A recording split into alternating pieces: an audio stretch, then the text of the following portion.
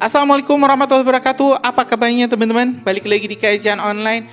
Presiden terpilih kita, Bapak Prabowo Subianto, akhirnya menghadiri rapat terakhirnya sebagai Menteri Pertahanan Republik Indonesia. Kita ketahui Bapak Prabowo akan segera dilantik pada Oktober tanggal 20 nanti. Dan rapat hari ini bersama Komisi 1 adalah rapat terakhir Bapak Prabowo yang dijalankan sebagai Menteri Pertahanan. Teman-teman, mungkin sebelumnya kita juga telah upload video penggalan pidato dari Pak Prabowo atau pernyataan Pak Prabowo terkait situasi geopolitik dunia saat ini. Nah, hari ini teman-teman kita bakal sama-sama menyimak pernyataan secara lengkap yang disampaikan oleh Bapak Prabowo di hadapan Komisi 1 DPR RI. Oke teman-teman, kayaknya tanpa panjang lebar lagi, mending kita langsung saja simak pernyataan lengkap Menteri Pertahanan Bapak Prabowo Subianto di hadapan para anggota DPR Komisi 1. Yuk teman-teman, simak video selengkapnya. Saudara-saudara sekalian, situasi dunia saat ini dalam keadaan yang tidak baik-baik saja. Yang sebenarnya adalah suatu ketegangan yang sangat-sangat runcing di belahan dunia yang masih jauh, tetapi sangat berpengaruh ke seluruh dunia. Bahkan para pakar-pakar pertahanan dan strategi dunia mengatakan bahwa kita sekarang berada dalam kondisi yang sangat mendekati kemungkinan pecahnya Perang Dunia Ketiga. Kita mengerti kalau pecah Perang Dunia Ketiga akan terjadi perang nuklir. Alhamdulillah, tradisi Indonesia adalah sebagai negara non-blok yang tidak mengikuti blok manapun. Tradisi ini kita pertahankan. Namun kalau terjadi perang nuklir di dunia, walaupun kita tidak terlibat, saya kira kita akan merasakan dampaknya yang sangat berat. Terjadinya Perang Dunia Kedua, terjadinya Perang Dunia Pertama pun tidak diperkirakan.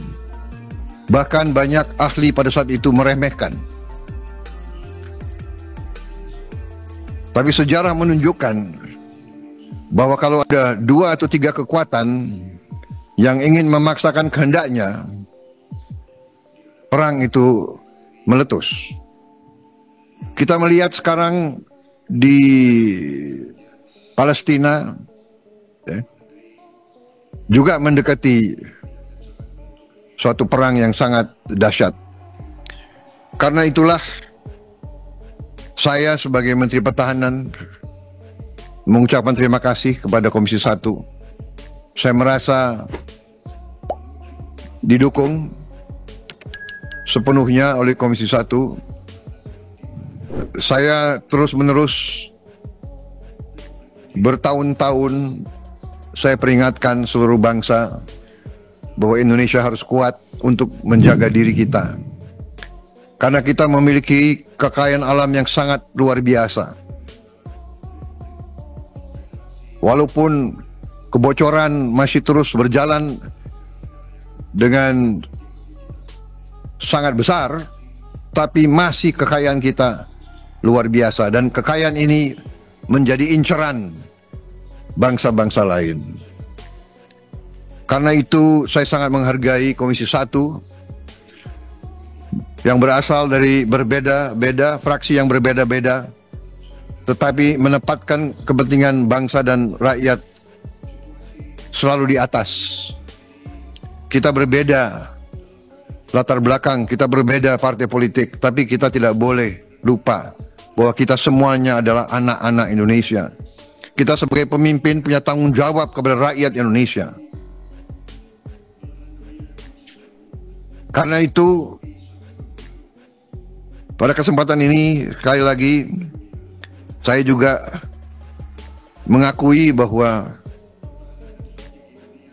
kehendak kita, cita-cita kita untuk memiliki pertahanan yang sangat kuat masih belum tercapai.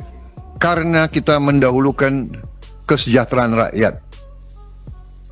Pengeluaran anggaran pertahanan kita sebagai perbandingan terhadap produksi domestik bruto kita, PDB kita, salah satu terendah di kawasan Asia.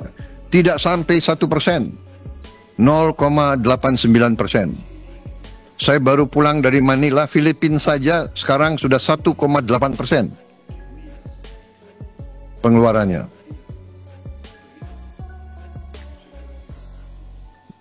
Memang pertahanan sangat mahal. Kita melihat tetangga kita, Singapura, pulau sebesar Bogor, jumlah penduduknya hanya 5 juta. Mereka bersedia mengeluarkan anggaran pertahanan 3% dari GDP mereka. Pulau yang demikian kecil menilai kemerdekaan mereka begitu penting. Ini saya kira akan menjadi PR kita bersama ke depan.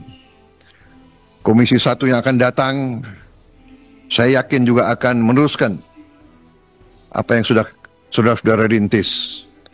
Kami dari Kementerian Pertahanan ingin mengucapkan terima kasih yang sebesar-besarnya atas kerjasama.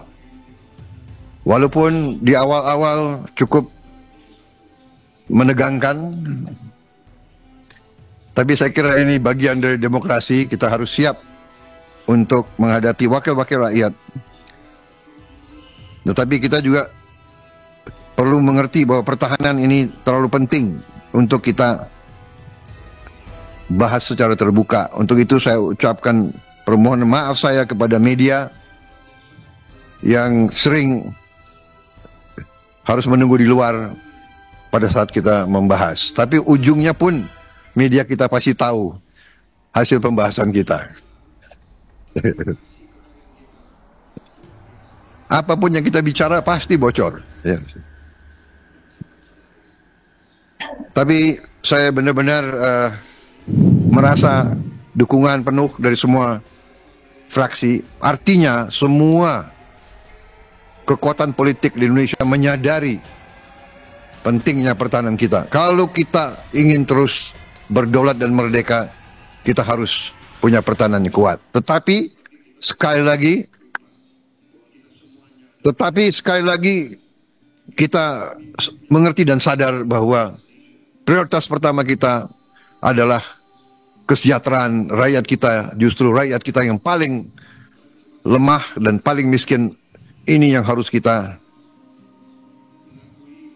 bantu secepat mungkin. Ya teman-teman, barusan kita telah menyimak pernyataan lengkap dari Menteri Pertahanan sekaligus Presiden terpilih kita, Bapak Prabowo Subianto, yang menerangkan terkait kondisi terkini, geopolitik, dan juga berbagai macam hal-hal penting yang disampaikan oleh Pak Prabowo terkait Indonesia. Teman-teman, sekali lagi kita ucapkan terima kasih kepada Pak Prabowo yang selama 5 tahun ini telah memimpin Kementerian Pertahanan. Mudah-mudahan Kementerian Pertahanan bisa terus memperkuat militer Indonesia, TNI kita, agar pertahanan Indonesia bisa makin mapan, alutsistanya juga masih bisa makin modern, sehingga Indonesia tidak diremehkan oleh negara-negara lain. Terima kasih teman-teman. Assalamualaikum warahmatullahi wabarakatuh.